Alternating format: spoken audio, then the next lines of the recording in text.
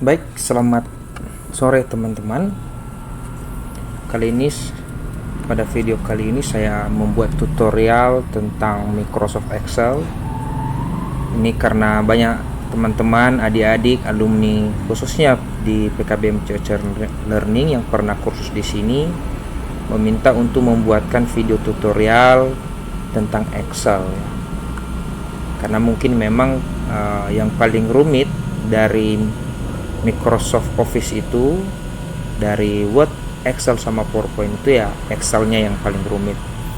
Oke, jadi kali ini kita akan belajar Excel. Tapi sebelumnya dulu saya akan tunjukkan materi yang akan kita pelajari ke depan. Jadi di Excel itu ada beberapa rumus yang kita gunakan. Pertama itu adalah operator aritmatika. Operator aritmatika itu adalah penambahan, pengurangan, dan sebagainya. Lalu nanti ada rumus dasar Excel ya, seperti sum, average, max, min, count, dan sebagainya. Lalu ada nanti fungsi statistik menggunakan left, mid, right.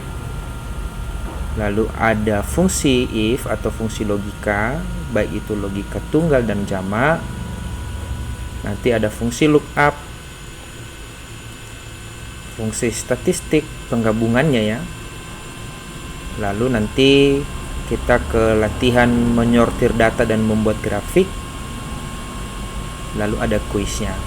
Tapi sebenarnya lebih spesial kalau teman-teman sudah pernah kursus di sini adalah mengerjakan contoh soal uji kompetensi. Ini juga nanti akan saya bahas tuntas karena ini mungkin yang lebih kompleks ya pengerjaannya.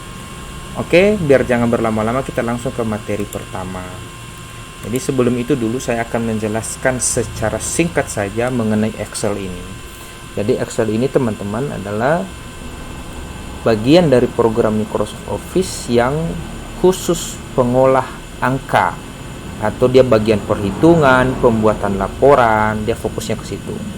Nah, tampilan lembar kerjanya seperti ini, sederhana. Dia ada menunya, home, insert, dan sebagainya. Lalu ada formula barnya atau rumusnya nanti muncul di sini. Lalu ada lembar kerja seperti ini. Ini namanya lembar kerja. Lembar kerja ini ada namanya sheet 1, lembar kerja sheet 1, sheet 2, 3, dan sebagainya. Nah, kumpulan dari lembar kerja ini namanya workbook. Jadi kalau saya kecilkan ini, saya minimize. Nah, ini namanya satu workbook.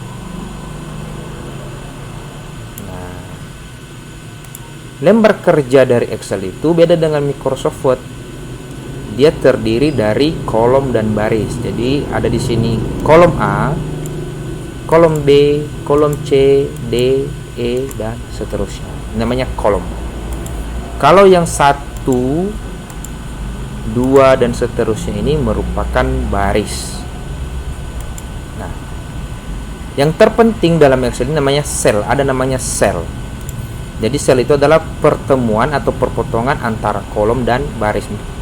Misalnya saya klik di sini, ini namanya sel. Nama sel ini adalah sel F6. Ini di atas muncul di sini, name box. Artinya kolom F baris ke-6. Kalau saya contoh di sini, saya ketik COC Learn. Maka COC Learn ini berada di sel H9. Artinya kolom H baris ke-9. Kenapa ini penting saya jelaskan teman-teman? Karena nanti semua dalam perhitungan di dalam Excel itu selalu kita menggunakan alamat selnya. Contoh nanti misalnya ada angka 1000, lalu di sini ada 5000. Maka kalau kita lakukan perhitungan contoh sama dengan sum, maka yang kita sebut adalah alamat selnya. 1000 ini alamat selnya adalah E9. Nah, seperti itu. Ini perlu dipahami betul ini. Oke, itu saja materi singkat. Kita langsung ke materi intinya. Nah, di sini sudah ada contoh. Kalau sudah pernah kursus di sini tidak heran ya. sudah pernah dipelajari, atau kalau kira-kira yang sudah mahir, ini di skip aja karena ada akan video berikutnya nanti yang ke materi yang lebih kompleks. Nah, kita pertama dulu operator aritmatikanya. Misalnya kita ke penambahan, kurang, bagi, kali, dan pangkat. Jadi kalau penambahan itu simbolnya ini plus. Ini saya buka materinya dulu. Ini saya besarkan. Penambahan itu plus, pengurangan itu tanda minus, itu di sebelah backspace ada dia ya. Perkalian itu bintang, atau di keyboard dia shift 8. Pembagian itu simbolnya seperti ini, ada di sebelah shift sebelah kanan. Kalau pangkat itu shift 6. Oke, kita langsung saja bagaimana cara menggunakan rumus ini. Ingat, garis bawahi dulu bahwa di dalam Excel itu melakukan perhitungan selalu diawali dengan tanda sama dengan. Ingat teman-teman, ini sama dengan. Jadi katakanlah contoh, ada di sini nilai 20 sama 2. Saya warnai aja ya biar berbeda sedikit. Nah, ini. Kalau kita melakukan penambahan, berarti ingat tadi saya sudah jelaskan di awal bahwa yang kita pahami adalah alamat selnya. Angka 20 ini berada di sel B4 dan angka 2 ini berada di sel C4. Berarti kalau kita melakukan penambahan adalah sama dengan B4 ditambah dengan C4. Oke, kita langsung coba saja. Jadi di sini kita buat, ingat selalu dengan awali dengan tanda sama dengan B4. Ingat sel angka 20 ini berada di B4. Di B4. Lalu operatornya apa tadi? Ini tanda plus. Kita masukkan plus. Alamat sel dari 2 adalah C4. Berarti C4. Kalau sudah, enter. Nah, sama kayak di atas ini juga. Sama dengan B3. B3 ini adalah alamat sel dari 5. Dan C3 itu adalah alamat sel dari 1. Seperti itu. Begitu hal yang sama jika pengurangan, contoh angka 18 ini, kita lihat di rumusnya di atas. Sama dengan B4 dikurang C4. Kalau sudah dapat seperti ini teman-teman, enaknya di Excel itu udah dapat satu seperti ini, tidak perlu lagi diketik yang di bawahnya. Misalnya contoh sama dengan cara cepatnya ini, kita tinggal klik aja sebenarnya ini 25 ditambah 3, kita klik. Tapi ingat, kenapa selalu saya menjelaskan tentang alamat sel? Karena kadangkala Microsoft Excel itu dibuat, seandainya di sekolah ini ya, dibuat soalnya dalam bentuk teori. Maka teman-teman harus bisa menjawab secara teori dengan menggunakan alamat sel. Nah, contoh, saya kasih contoh soal yang lain. Misalnya ada di sini angka 1000. Lalu di sini ada angka 2000. Kalau mau kita tambahkan, berarti kita buat sama dengan alamat 1000 ini adalah E33. Kalau kita ketik manual E33 seperti itu. Baru kalau ditambah dia tambah 2000 ini alamatnya F33, berarti F33. Kalau sudah, enter. Cara cepatnya sama dengan ini ditambah dengan klik di sini. Selesai. Kalau dia ngurang, tinggal rubah sebenarnya ini kurang. 1000 dikurang 2000 berarti min 1000. Kalau misalnya dia dikali, enter, kali. Begitu seterusnya. Kali, bagi, pangkat. Silakan teman-teman nanti mempraktekkan sendiri. Saya nanti akan buat, saya buat di kolom komentar ini di halaman deskripsi filenya, biar teman-teman tidak perlu mengetik ulang lagi. Nah, enaknya di Excel kalau udah dapat satu seperti ini, maka teman-teman tinggal arahkan saja kursor ke sebelah kanan bawah daripada sel ini, seperti ini. Perhatikan, saya kasih tanda plus ya, saya besarkan seperti ini. Tinggal drag ke bawah atau tahan, geser, lalu kirim sampai kemana kita batas melakukan perhitungan. Kalau sudah lepas, maka dia akan melakukan perhitungan secara keseluruhan seperti ini. Kalau kita klik angka 28, dia udah berubah ini. B5 tambah C5. B5 itu ini.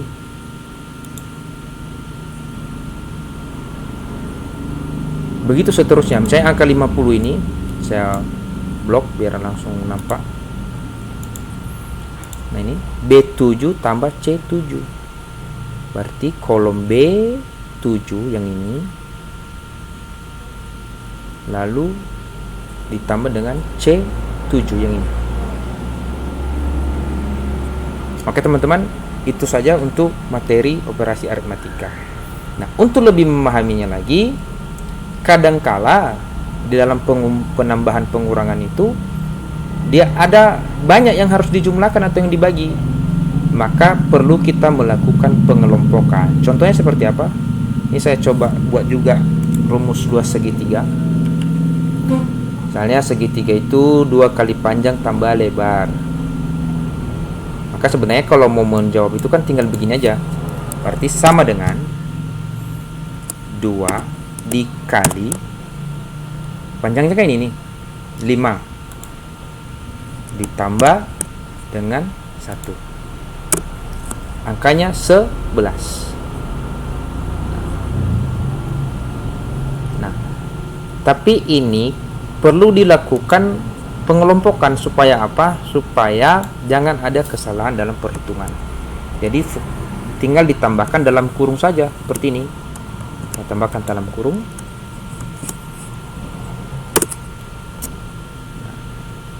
Seperti itu. Nah, ini kalau bentuk pengelompokan, kalau misalnya dia banyak ya. Seperti itu teman-teman. Kalau banyak yang harus diperhitungkan. Sama juga dengan luas segitiga, misalnya setengah alas kali tinggi, dibuatlah pengelompokan seperti ini. Nah, ini lebih spesifik contoh daftar nilai. Jadi di sekolah itu, misalnya anggaplah nilai akhir daripada seorang siswa, saya tambahkan di sini. Saya namanya si Polan.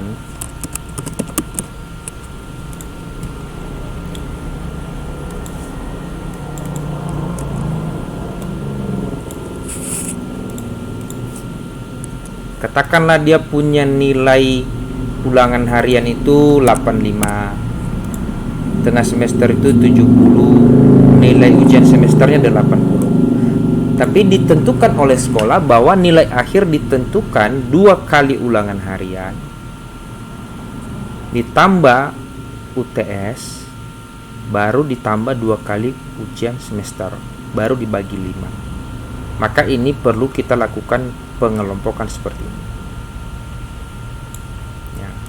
Sama seperti yang kemarin kita buat juga, misalnya seperti ini.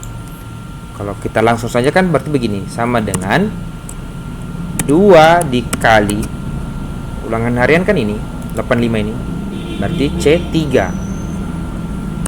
ditambah 70 ditambah 80 dibagi 5. Ini kalau tidak dibuat dalam bentuk pengelompokan bisa salah nilainya. Karena kalau dalam matematika sendiri kan ada namanya prioritas. Misalnya kalau ada perhitungan perkalian sama pembagian itu kan sederajat. Nah, itulah fungsi daripada pengelompokan. Silakan nanti teman-teman praktekkan, saya kirim di kolom deskripsi ya. Oke. Nah, ini kan udah salah nilainya ini. Harusnya bukan 256. Nah, ini. Makanya di sini dibuatlah pengelompokan tadi.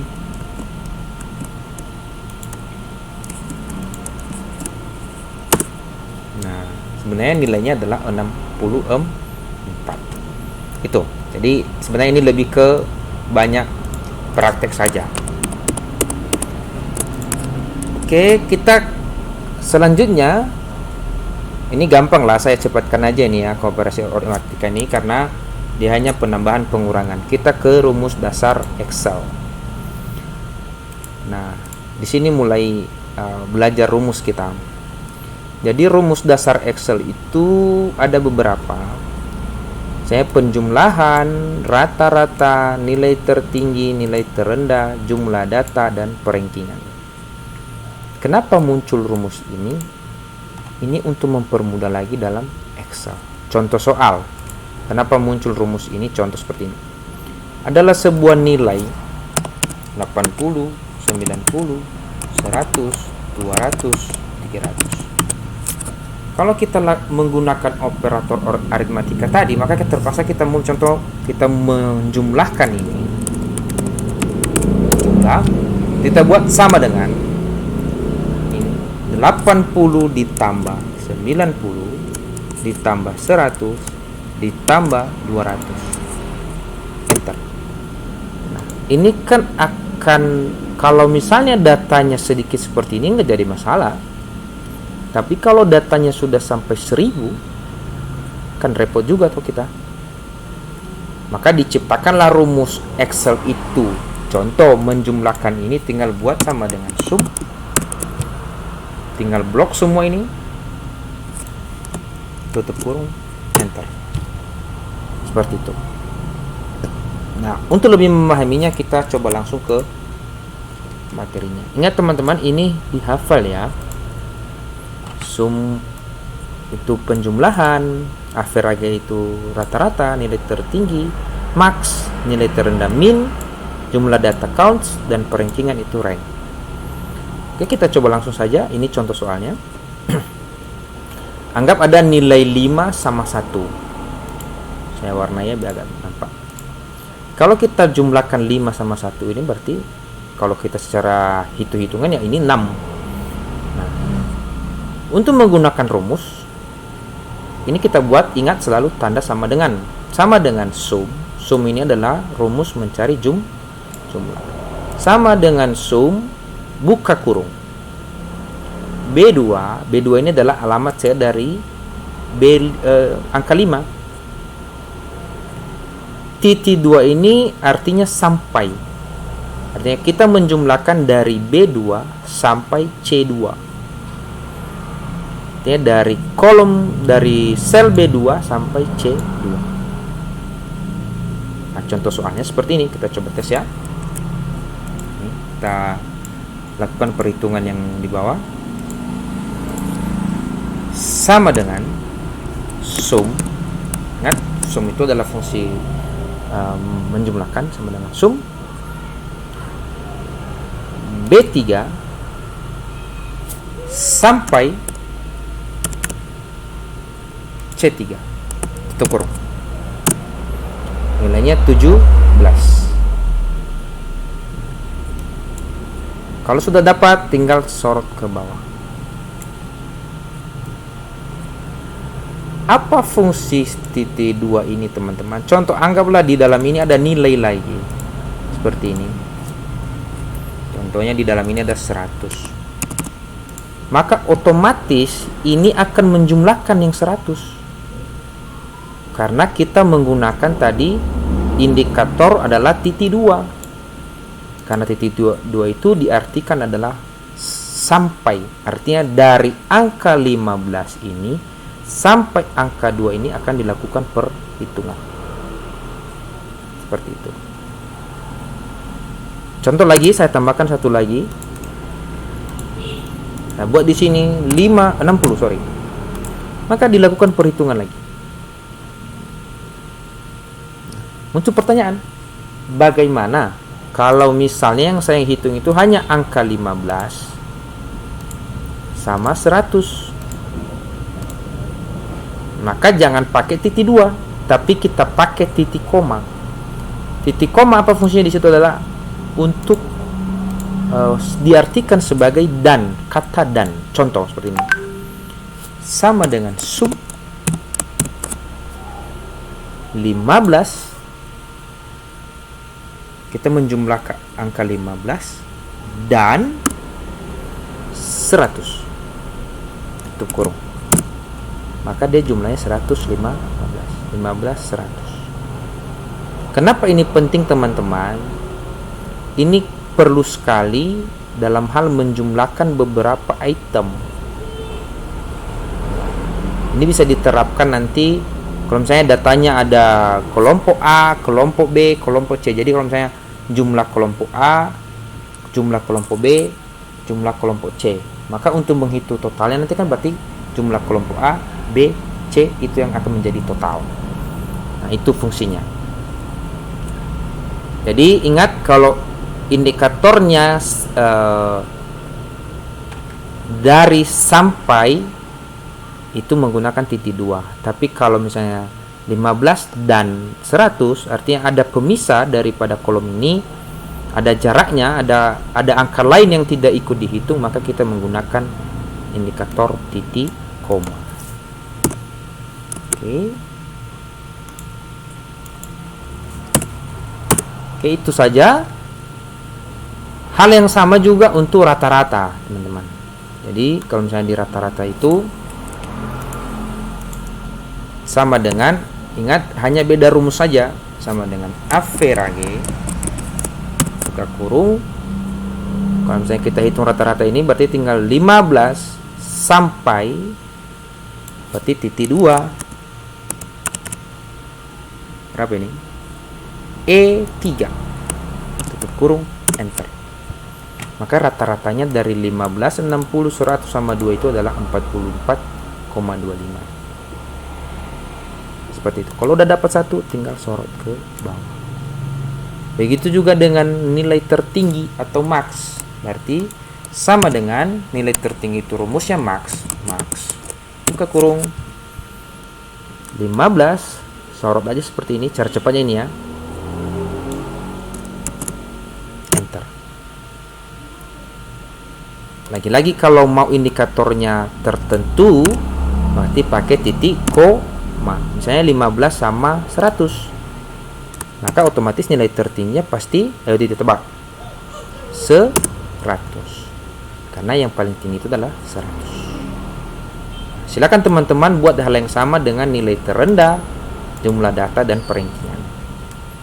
Nah, selanjutnya ini tadi kan kita menghitung nilai dari kiri ke kanan. Ini kan kiri ke kanan, kiri ke kanan. Bagaimana juga kalau dia dari atas ke bawah?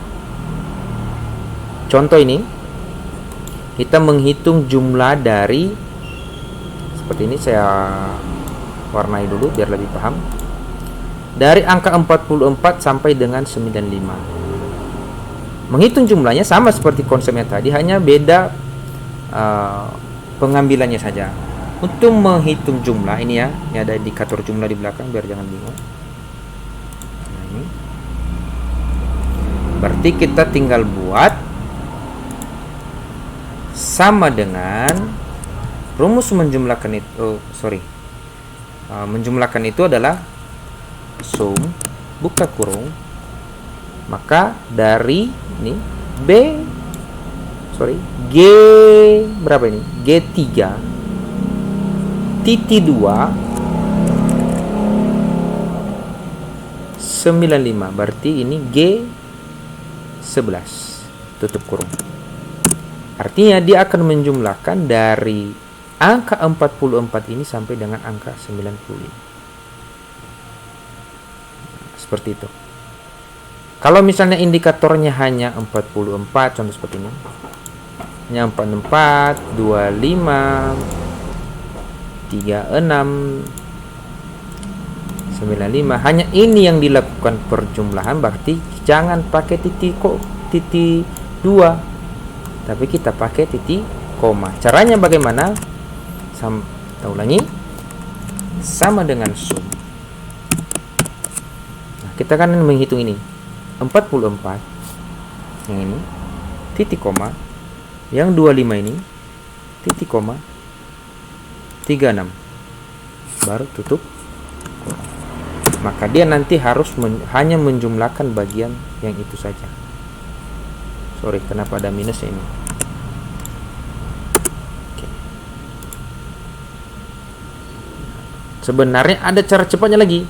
Kalau memakai indikator yang ada jarak-jaraknya seperti ini, tinggal kita buat sama dengan sum, klik, baru tekan kontrol di keyboard ya, agar muncul titik komanya. Tekan kontrol, baru klik lagi yang lain, klik lagi yang lain, klik lagi yang lain. Cara cepatnya, tahan tombol kontrol di keyboard, enter, seperti itu. Kalau sudah dapat satu, lagi-lagi teman-teman, jangan, ini kan kita cari jumlahnya lagi nih, yang ini kita cari jumlahnya. Maka ini tinggal kita sorot aja. Kita geser, arahkan paling bawah, kita geser ke sebelah kanan. Nah, itu bedanya ya. Kalau tadi ini kan kita sorot ke bawah, kalau ini kita sorot ke sebelah kanan. Nanti otomatis pun dia akan menghitung sama seperti ini, seperti ini. Sama dengan sum H3 yang ini, H6, H8 dan H11. Nah, karena kebetulan hanya satu nilainya, maka nilainya adalah 100. Kalau kita tambahkan di sini yang sejajar 25 ini misalnya 600, maka jadi yang 700. Kalau tambahkan di sini 90, berubah. Nah, jadi begitu caranya ya. Baik itu mencari nilai tertinggi, nilai terendah, dan jumlah data. Oke, itu saja dulu untuk materi ini. Saya akan buat materi selanjutnya fungsi statistik, logika if. Berjangan terlalu panjang, saya stop sampai di sini videonya.